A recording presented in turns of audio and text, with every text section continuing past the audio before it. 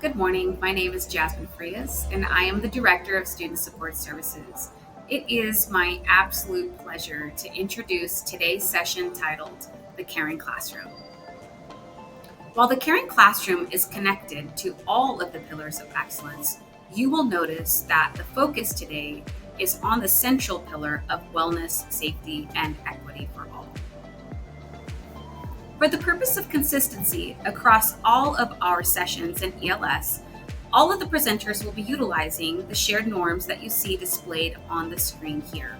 I make a note of this especially for the Caring Classroom because during the session today, you will hear about how to use shared values in order to build community.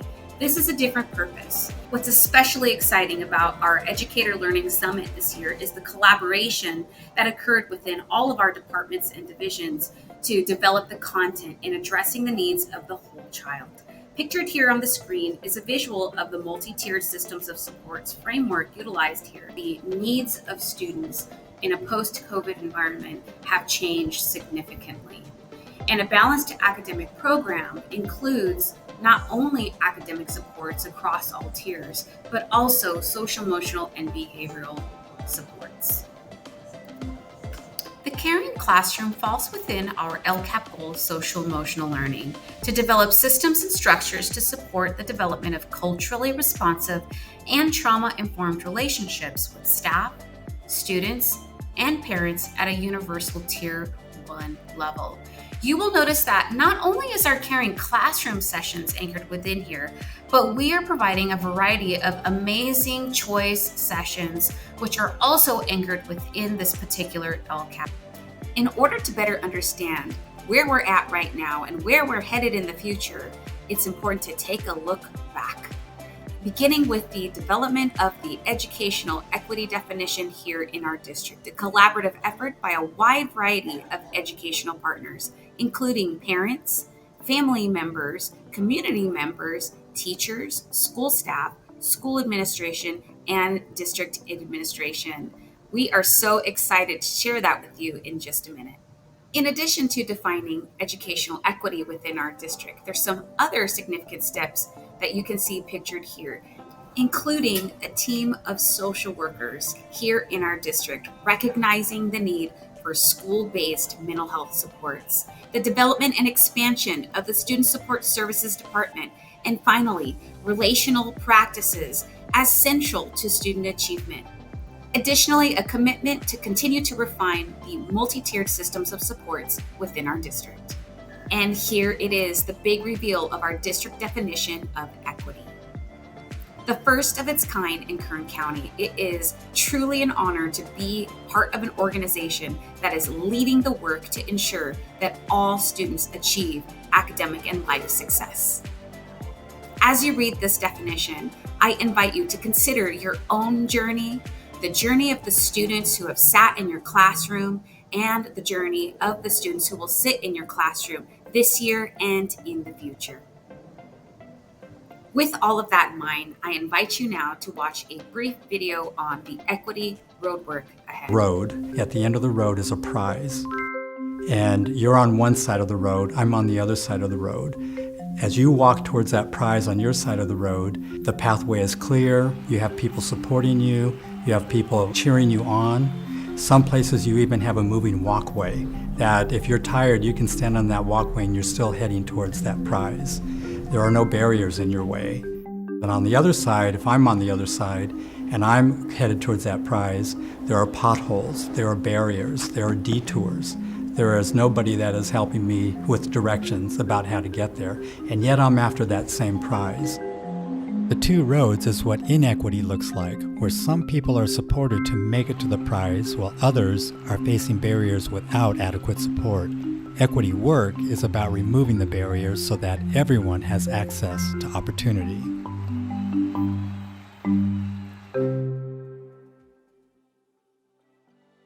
Pictured here is a snapshot of our district data from last year focused on our most vulnerable groups.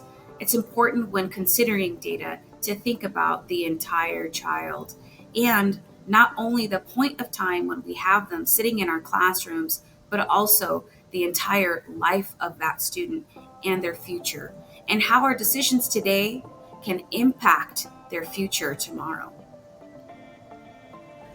I am so grateful for educators in my own life that took the time to get to know me and look beyond what was on the surface to understand what my needs were, including physiological needs, psychological safety, a sense of love and belonging, and the confidence to believe that I could achieve. It is because of educators just like you who choose to invest in kids just like me that students have the opportunity for a bright future. As I mentioned earlier, our focus this year for the Caring Classroom is to recognize that relationships are at the heart of student achievement. You are going to be introduced to two very strong evidence-based practices around relationships, one of which is greetings at the door. There is a lot of research behind this strategy. On the screen, you can see the components of greeting on the door, which will be explained during the Caring Classroom, and some different classroom-based stages of implementation. Some of you may be further along in implementation of greetings at the door already, laying the foundation, really thinking about and exploring some of the components that you see on the screen, giving them a try, doing a little experimentation. Later on, installing by implementing all the components that you see on the screen on a regular basis before instruction. Implementing, meaning all components are in place, and there's evidence of changed behavior, more positive behavior, and strengthened relationships, whether relationships between students, teacher to student, and student to teacher, teacher to families, student to families. Relationships, relationships, relationships. And finally, sustaining, where all components are in place, and as an educator, you are continuously reflecting on the practice and probing for fidelity to ensure that all components are being implemented as designed. Shared agreements, another wonderful evidence-based strategy that is proven to improve relationships, improve behavior, and increase academic achievement. On the screen, you see the same different classroom-based stages of implementation around shared agreements, which you will learn more about during the classroom today. Input we received from teachers around ELS last year was that teachers wanted to see more practices that could be immediately implemented in the classroom. It is our hope that after attending our sessions, including the Caring Classroom this year, you will see that your voice was heard. In addition to all the wonderful relationship-focused practices that we're going to focus on during the Caring Classroom today, you'll also be learning about social-emotional learning core competencies. For educators who don't have a whole lot of experience with social-emotional learning and teaching social-emotional learning, literacy is a great place to start. Every educator will be receiving a read-aloud based on the grade levels seen on the screen, in order to encourage you to get started with social-emotional learning during literacy. Social-emotional learning topics occur naturally during literacy, so we encourage all of our teachers to leverage literacy as a great space to get started with social-emotional learning, not only during the first days of school, but all year long, as a universal Tier 1 support for all students. Don't miss out on the great resources that you have in the slide deck, including read aloud questions related to your read aloud story. And if you want to learn more about literacy, check out our SEL Literacy Choice session today. And now some of the information you've probably been waiting for. As far as the daily schedule, don't forget to sign in every morning and afternoon. There will be a digital sign-in after lunch in the choice sessions. On the right, you see our daily agenda. Starting at 7:30, about 30 minutes to sign in and grab your coffee for purchase from our partner, Bakersfield Roasting Company.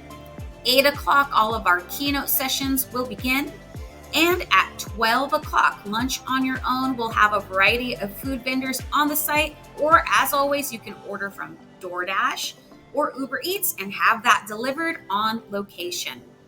Starting at 1 o'clock, we'll have a lot of choice sessions for you. You'll receive information about that some of which during sessions for Caring Classroom, you'll receive that information today, but so many wonderful offerings on content that we know you are going to love.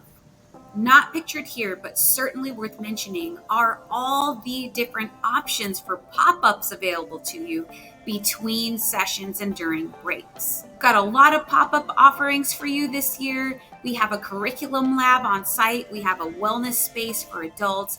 Don't miss out. There is information in your handbook. Be sure to check that out.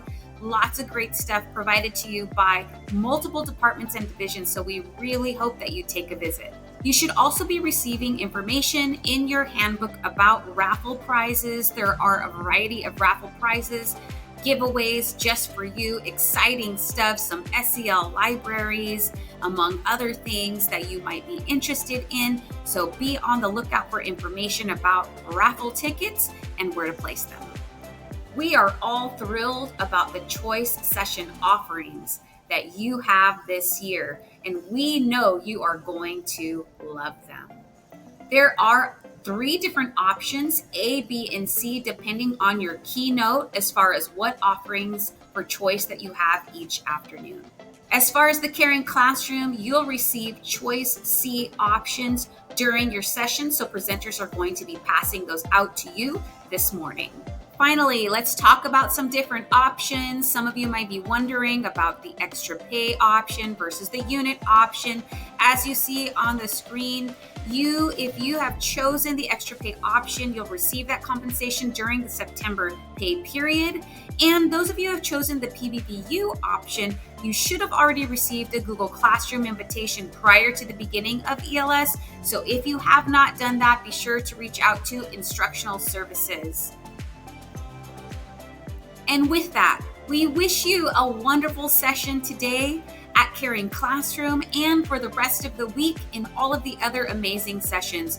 We on the ELS planning team are so thankful, so grateful for all of our PBV USD teachers, coaches, administrators, all of our partnerships with community and between our divisions and departments. A lot of people have come together to make this thing happen, and we are so grateful for every single one of them. Thank you for all you do, and have a wonderful day of learning today. I look forward to seeing you around campus. See you later.